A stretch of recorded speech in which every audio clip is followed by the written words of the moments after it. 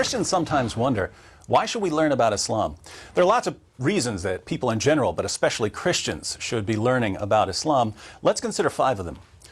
First, numbers. Islam is the second largest religion in history after Christianity. There are about 1.6 billion Muslims in the world. That's over a fifth of the world's population. There are currently more than 1,200 mosques in the United States and more than 6,000 in Europe. And according to many sources, Islam is the fastest growing religion in the world. So Islam is big, and it's getting bigger. When that many people believe something, it's a good idea to learn what they believe. Second, Christians can't communicate the gospel clearly to Muslims without understanding what Muslims believe, because the Quran distorts the meaning of Christian claims. For instance, Christians claim that Jesus is the Son of God. But when we say Jesus is the Son of God, Muslims think we're claiming that God had sex with a woman and produced Jesus as an offspring. They believe this because the Quran says, "How can Allah have a son when he has no wife?" Surah 6, verse 101. Now, when Christians call Jesus the Son of God, we're not talking about God having sex and producing an offspring. No Christian has ever meant that. But that's what Muslims think we mean, because the Quran says that's what it means to call someone the Son of God. There's a similar problem when it comes to the doctrine of the Trinity. According to the Quran, Surah 5, verse 116, Christians believe in a Trinity made up of God, Jesus, and Mary.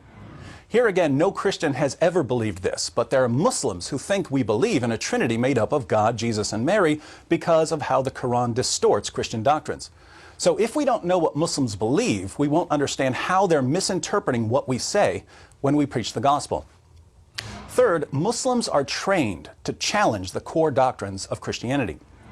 Jesus taught his followers lots of things, but when they preached the gospel in the book of Acts, they preached that Jesus is the divine Son of God who died on the cross for sins and rose from the dead. Deity, death, and resurrection. These are the 3 core teachings of the Christian gospel. Islam denies all 3 of them, and so Muslims are taught to challenge Christians on these issues. Muslims are taught to attack Christianity where it matters most. If Christians don't know about Islam, we won't know how Muslims are going to challenge our beliefs, and we won't know how to challenge their beliefs. Fourth, many Muslims are so confident that Islam is true, because they've been told all their lives that it's indisputably true, that they can't seriously consider any alternatives to Islam. My best friend in college was a Muslim. That's why I started studying Islam. We talked about Christianity for a couple of years, but he was so confident that Islam was true, he really wasn't taking Christianity seriously. It was only after we began looking at some of the problems with Muhammad and the Quran that he realized, maybe what I've been told about Islam all my life isn't true. Maybe I need to think through this more carefully. He's a Christian now. He's one of the speakers for Ravi Zacharias International Ministries. So giving Muslims some facts about Muhammad and the Quran is crucial, and we can't give them these facts unless we know what the facts are. Fifth, Islam thrives in an atmosphere of ignorance. I've met lots of converts to Islam over the years, but I've never met a single person who converted to Islam after carefully studying Islam. When I meet a convert to Islam and I ask, "Why did you convert to Islam?" it's almost always because the person was given some false information. The reason so many people fall for this false information is that there's a general atmosphere of ignorance about Islam, which allows Muslim preachers to say pretty much whatever they want because no one's going to correct them. These preachers are then free to adapt their message to the values of their audience.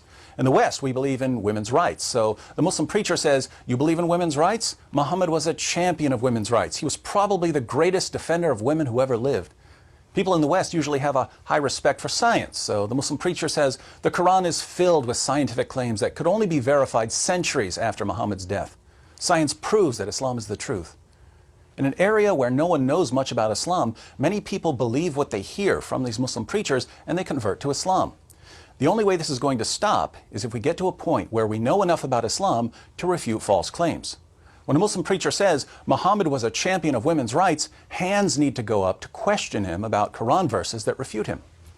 So Islam is already a massive religion and it's growing rapidly. Muslims often don't understand the gospel because they're misinterpreting our claims based on the Quran's distortion of our claims. Muslims have been taught to criticize core Christian doctrines. Many Muslims can't take the gospel seriously until their own beliefs have been challenged, and people are converting to Islam based on false information.